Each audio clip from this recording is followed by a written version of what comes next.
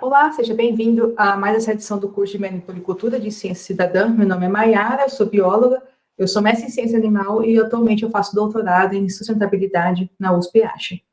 O tema da nossa aula de hoje é sobre como a abelha produz o mel, e eu vou mostrar rapidamente para vocês a estrutura dessa aula, que ela foi dividida em 5 tópicos. O primeiro tópico ele vai tratar sobre como a abelha produz o mel, o segundo sobre as variedades do mel, o terceiro a composição, o quarto as características físico-químicas e, por último, o quinto tópico é sobre a análise do mel. Então, vamos começar com o tópico 1. Muito se fala sobre o volume de produção de mel, mas pouco se fala realmente como a abelha produz o mel e o que vai influenciar nessa produção. E você sabe o que é necessário para produzir esse mel? Então, nessa aula de hoje, a gente vai detalhar melhor para vocês. Entendendo melhor o processo, a produção ela começa quando as abelhas operárias, que são aquelas abelhas que trabalham fora da colmeia, coletam néctar. Então, a gente percebe também que a formação do mel está intimamente relacionada com o processo de polinização das flores. É a matéria-prima do chamado mel verdadeiro, só que as operárias, elas não coletam somente o néctar que elas encontram nas flores, elas coletam também outros líquidos, só que a gente vai detalhar melhor isso no tópico 2. Em seguida, ocorrem processos físicos e processos químicos. Eu vou explicar para vocês de maneira separada, mas eu gostaria que vocês imaginassem que esses processos eles ocorrem de forma simultânea na formação do mel. Começando com o processo químico, a abelha ela usa o seu aparelho bucal para sugar o néctar, aí ele vai passar para a faringe, para o esôfago, e ele vai ser armazenado no órgão anterior do intestino, que é chamado bolsa melífera. Se vocês observarem aqui na indicação da seta, aqui da seta vermelha, ela está indicando o proventrículo, que no momento que ela está sugando esse néctar, ele é uma região que ele fica contraído, para evitar com que passe o néctar para o intestino. Ele só deixa de ser contraído no momento que a abelha realmente precisa se alimentar. Aí o alimento consegue passar, percorrer todo o seu percurso do sistema digestório. Quando a abelha coletora ela chega na colmeia, ela carrega na sua vesícula o produto coletado, né, e ele é entregue e começa a ser mesclado com a saliva, contendo secreções da glândula hipofaringiana. Essas secreções, elas constituem, basicamente, por enzimas, que elas são responsáveis pela elaboração do mel. O néctar armazenado na bolsa também, ele é liberado na colmeia, ao redor dos favos de cria, onde a temperatura está ali em torno dos seus 34, 35 graus. A principal responsável pela transformação química do néctar em mel é a invertase. Essa enzima, ela é originada também da glândula hipofaringiana, e a invertase, ela vai hidrolisar, ela vai quebrar a sacarose presente no néctar em 2 açúcares mais simples, que é a glicose e a frutose.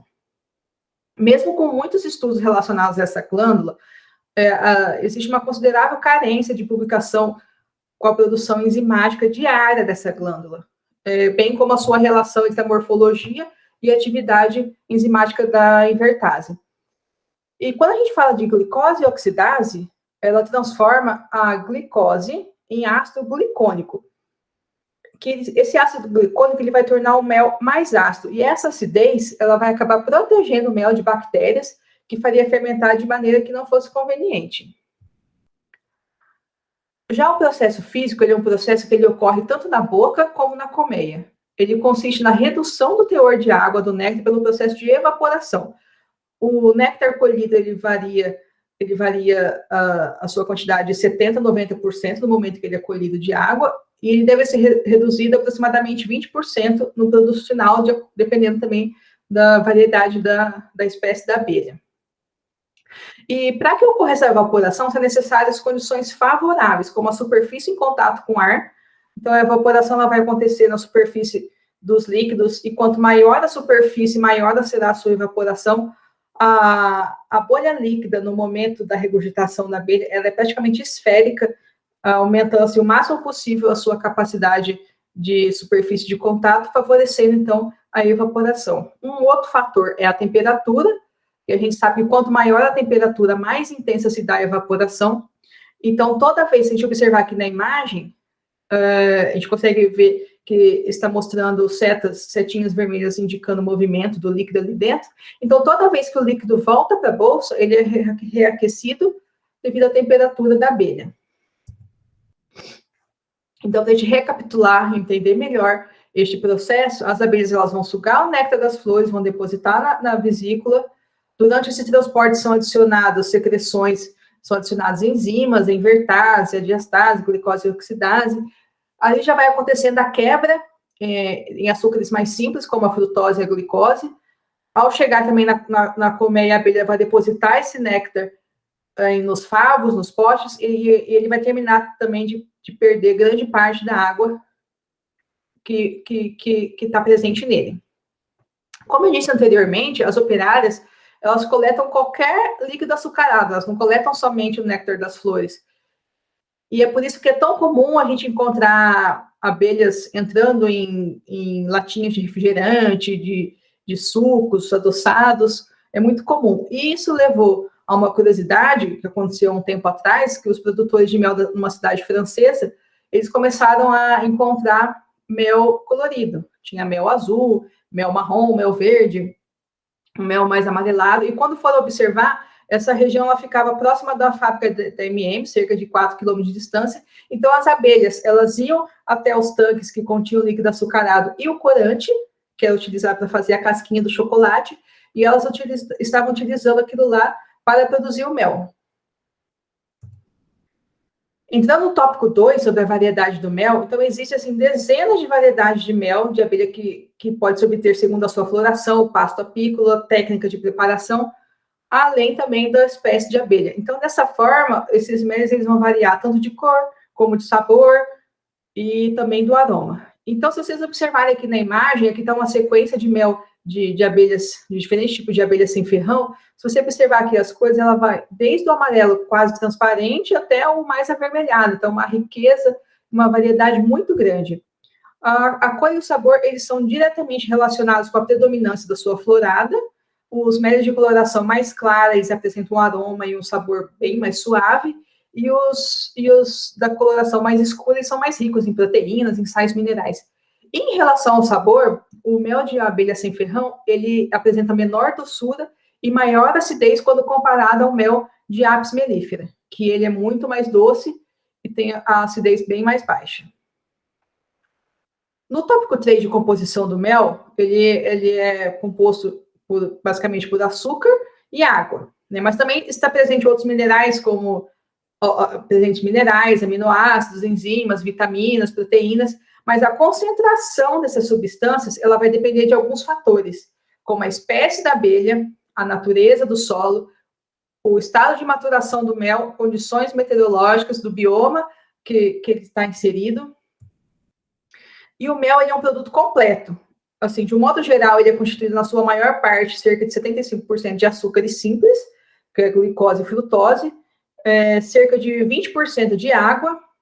Os minerais que são mais encontrados é o cálcio, cobre, ferro, magnésio, fósforo, potássio, por cerca de metade dos aminoácidos existentes. São encontrados também ácidos orgânicos, como ácido acético, ácido cítrico, vitaminas, complexo B, vitamina C, D, E, e também o mel possui um teor considerável de antioxidantes, que são os flavonoides, os fenólicos. E por que o mel ele é tão durável? Basicamente, ele é durável porque as abelhas precisam que esse alimento seja bem resistente. Porque para as abelhas, o mel é a única fonte de energia entre uma florada e outra. No momento que ela está esperando que apareçam novas flores, cheias de néctar novamente, para elas conseguirem polinizar. E quando a gente fala de comercialização, o mel ele precisa ter, por exemplo, um limite de umidade que não fermente, e quando as abelhas elas não conseguem atingir esse nível de umidade, tanto os meliponicultores e os apicultores, eles acabam dando uma mãozinha, eles retiram o excesso de água com um aparelho chamado desmidificador.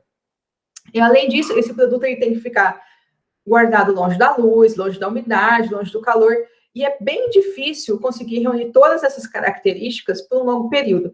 Então, por esse motivo, a lei brasileira estabelece que o mel ele deve ser consumido em no máximo 2 anos. Então, esse é o tempo de prateleira do mel. Depois desse prazo, boa parte dos produtos eles tendem a poder fermentar.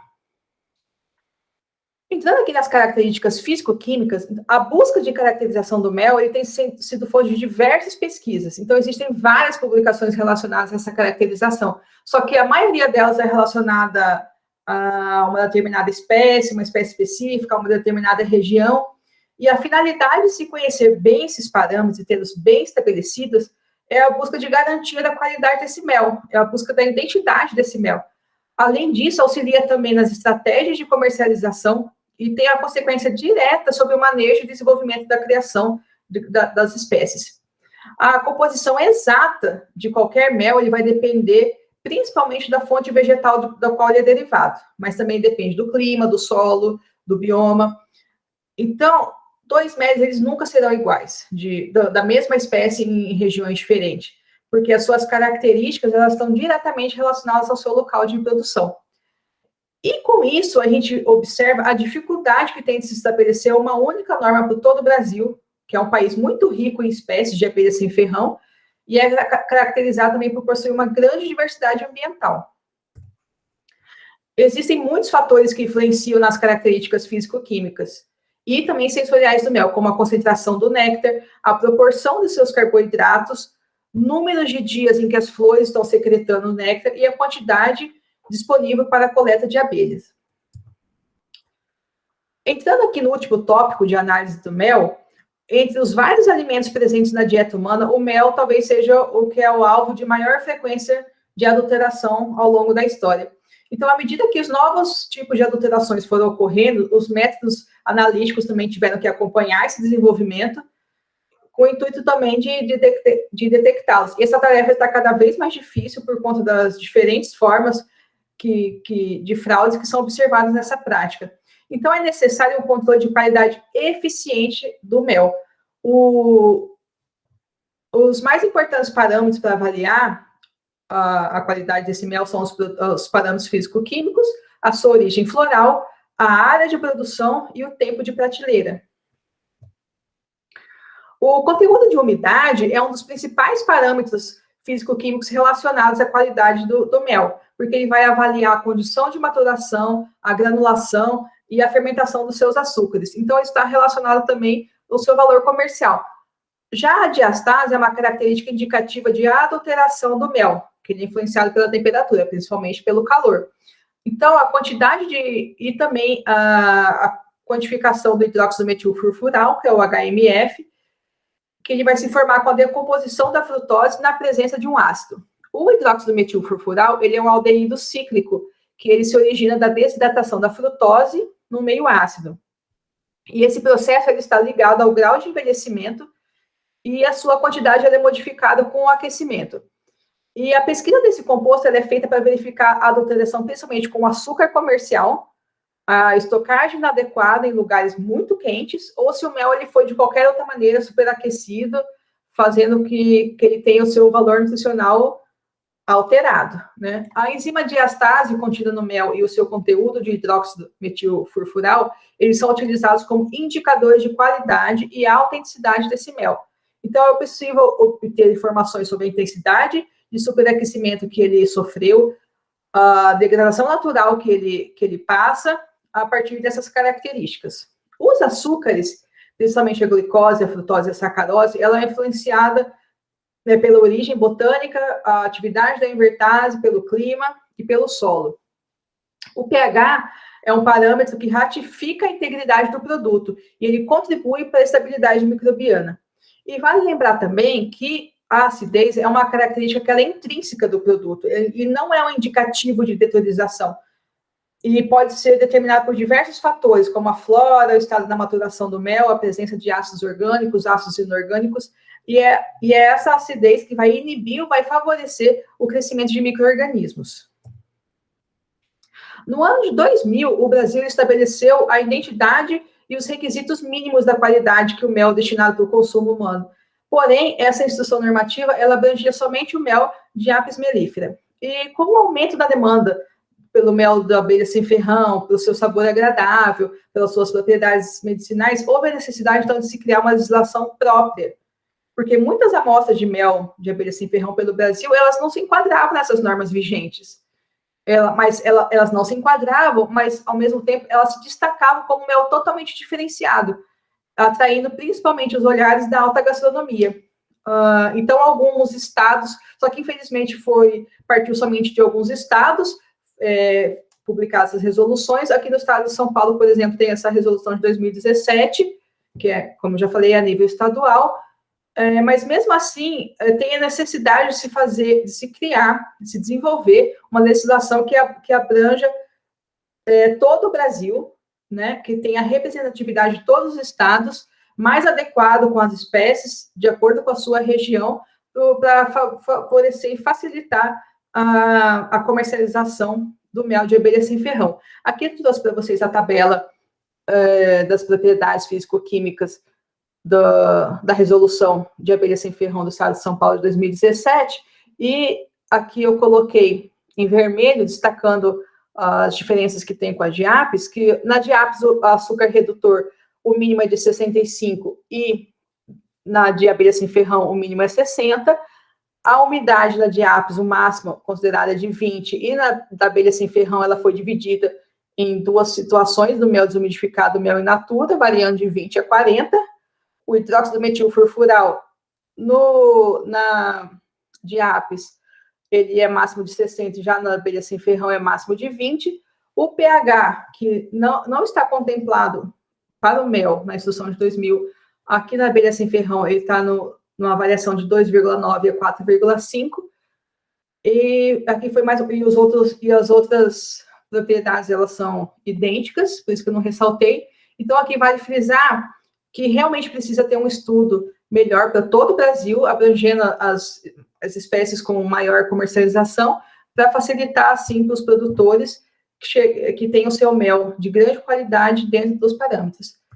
E aqui a gente vai encerrando, eu agradeço a participação de vocês. Se alguém tiver alguma dúvida, pode entrar em contato direto comigo. Obrigada.